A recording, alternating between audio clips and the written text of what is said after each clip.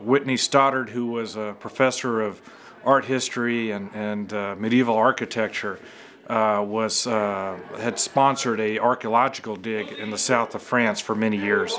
And I talked Whitney into letting me tag along since I had nothing else to do that summer, and I was a French major and I wanted to go to France. So for no other reason than maybe I could carry some dirt, he said, yeah, come along. And at the end of that trip, Whitney asked me if I would just join him up in Paris. And so we took the train up to Paris, and he said, I'm going to go see the Cathedral of Saint-Denis, which is just a jewel of a medieval architectural structure outside of Paris, and where many of the French kings are buried.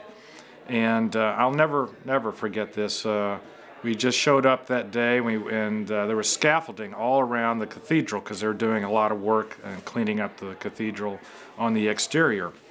So we walked in, and the curator, he introduced himself to the curator, and her eyes got really, really big because this was the famous Monsieur Stoddard, who knew all about medieval architecture. And so the red carpets were figuratively rolled out for us, and we could go anywhere. So to my amazement, Whit said, we're going to go to the outside, we're going to climb the scaffolding, because he wanted to get a close-up look at the gargoyles and the statuettes that were on top of the thing. So, he must have been about 70 years old at the time, but, I had a hard time keeping up with him. We scrambled up the scaffolding, and we got to the top, and it was kind of precarious. It was a little, you could have easily fallen off, but we had this amazing face-to-face tour on the top with Whit telling me about all the gargoyles and the statuettes, and he knew about the reputations of some of the masons who had carved these things, and it was it